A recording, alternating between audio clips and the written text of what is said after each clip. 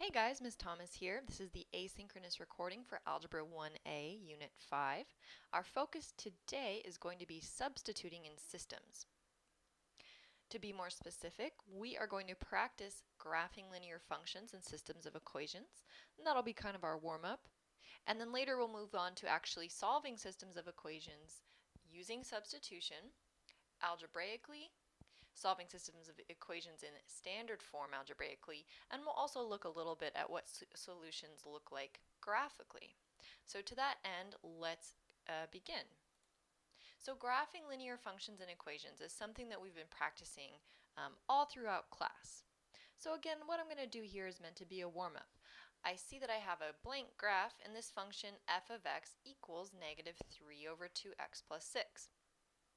If you remember that when we graph, we want things to be in slope-intercept form. So one way you could think of this is that you want to rewrite your function as an equation, just replacing f of x with y, and then rewriting the rest of the expression. So y equals negative 3 over 2x plus 6 is the equivalent, this is an equation that is the equivalent to the function f of x equals negative 3 over 2x plus 6. And again, the reason I did this, it's more easy to translate it when I'm looking at my slope-intercept equation. I know that m is my slope and it'll correspond to the x coefficient. I know that b is the y value of my y-intercept and it corresponds to my constant right here. So let's go ahead and graph this equation. Starting with b, the y value of the y-intercept is a positive 6. So from the origin, I'll navigate 1, 2, 3, 4, 5, positive 6 in the y direction, and plot my y-intercept. Now slope, m, is negative 3 over 2. Remember that if there's a negative, we take it with us. It means we have a negative slope. A slope of 3 over 2, of negative 3 over 2 that is, means that we're going to go down 3 in the y direction, because that's our rise, and then over 2 in the x direction, our run. So from this point that I've already plotted, I'll go down 3, 1, 2, 3, and over 2, 1, 2. And you can confirm that you've kind of interpreted this slope correctly, because remember, a negative slope means that as we go towards positive infinity, our y values are decreasing. So we get a line going in this direction. This is a negative slope. And you can see that from the points I've plotted, I will indeed have a negative slope. Let's plot one more point. So from my second point, I'll go down 3 and over 2 and plot my point. Now, there are no restrictions on this domain, which is what we explored last week, so I can just go ahead and, plot a better line. Let's see if I can get a line through all 3 points. Apologies, it's a little difficult with my tool to draw a straight line, but you can imagine if I had drawn a better line. This is the graph of my function f of x equals negative 3 over 2x plus 6. So this is a review. Let's kick this up one more level. Now instead of just graphing one function, I'm going to graph 2. Now the skill involved doing this is no different. I'm just going to graph my 2 functions on the same graph. So let's start with f of x. I'm just going to rewrite it as y equals negative 2x plus 4. And again, I'm just doing this to rewrite it in equation notation because, there we go, because then I can kind of more easily compare to my slope-intercept form. And I'm going to rewrite g of x as well. I'll write it as y equals x plus 3. So let's go ahead and graph these. So I'll start with this equation in blue. So I can see that 4 is b, the y value of my y-intercept. So I'm going to go from the origin up 4, 1, 2, 3, 4. Plot my point. I have a slope of negative 2. So I'll go down 2 over 1, plot a point, down 2 over 1, plot a point, down 2 over 1, plot a point.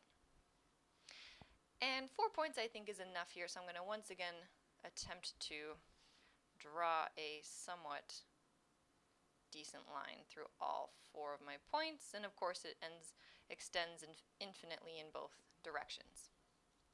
So you can see I've got that blue line that represents f of x equals negative 2x plus 4. Now we'll graph the other one. before I do, remember what this line is representing.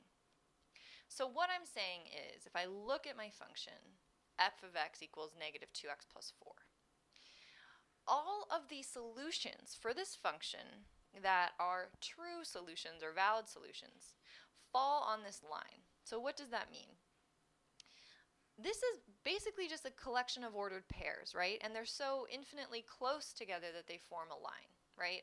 If I had all my dots, these are all ordered pairs, eventually they begin to look at a line. But there are so many ordered pairs so infinitely close together, we get this line. So what I'm saying is if I knew the coordinates of this value, which I do, this is at what? X is 0, y is 4. If I plugged in 4 for x right here, and then I solved for y, I would get a y value of 0. And I could do this for every single ordered pair on this line, and not just the ones that I plotted. If I knew what the ordered pair was for this point right here on the line, I could do the same thing. So this line is, again, representing all the values, all the x and y values that if I plug them into that function are going to give me a valid solution. So if I picked an ordered pair outside of that, it just won't be a solution for my function. So let's keep that in mind as we now plot our second function, g of x equals x plus 3, or just y equals x plus 3. So 3 is the y value of the y-intercept. I plot my point right here. And then x has a coefficient of 1. So my slope is 1. So I'm going to go up 1 over 1, plot a point, up 1 over 1, plot a point, up 1 over 1, plot a point, and then draw my line through my points. And so now, just as I explained before, every ordered pair that exists on this line, if I plug in, will return a true statement. If I solve this, it'll make sense. If I plug in, x equals, for example, right here, x equals 1, I know that I'm going to get a value of y equals 4.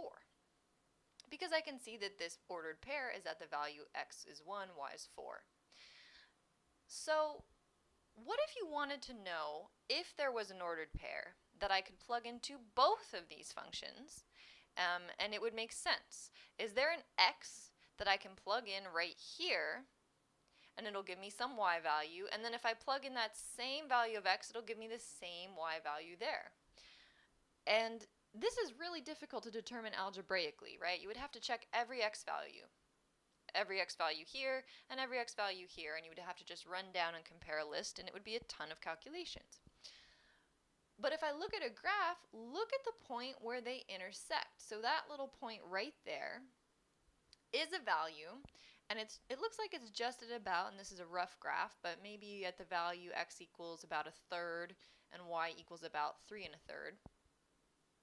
That if I plugged in that x value into both of these equations, they would return the same y value. And this is important in real world examples, which you'll see in your lesson. But the most important thing here is that from previous lessons, you should be pretty familiar and comfortable with graphing equations. And the only thing we're adding on is just to make sure that you understand that if I wanted to know the solution to a system, it would be where this intersection is happening. So the solution to a system of equations, which is just a collection of equations. So I have these two equations paired together, they are a system. So the solution to a system is their intersection.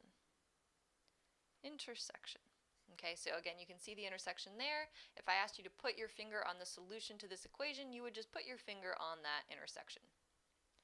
Let's do one more example. So getting a little bit of graphing practice here.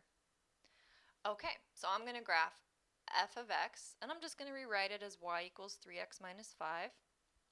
So my y-intercept from the origin, 1, 2, 3, 4, 5, I'm going negative 5.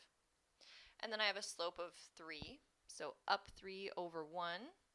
Notice it's up 3 over 1, not up 3 over 3, because 3 is equal to 3 over 1. 3 is not equal to 3 over 3, right? 3 over 3 is equal to 1, so be careful about that. So up 3 over 1, up 3 over 1. Let's do it one more time. Up 3 over 1. See if we can draw a line. So here's the graph of that function, roughly. And let's do our other one. I'll do this one in red. G of x equals negative 1/4 x minus 1. I will rewrite as y equals negative 1/4 x minus 1. So b is negative 1. I'll plot a negative 1 at navigating from the origin going down 1 at 0, negative 1. And then my slope is negative 1/4, so I'm going to go down 1 and over 4. 1, 2, 3, 4. And I can't do another one from here. I'll run out of room.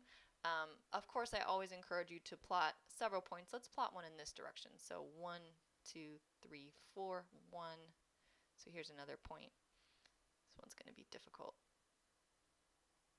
Okay. So there's the graph of that equation, more or less. So what's the solution to this system of equations? It's this point right here where they cross over each other. It's this intersection.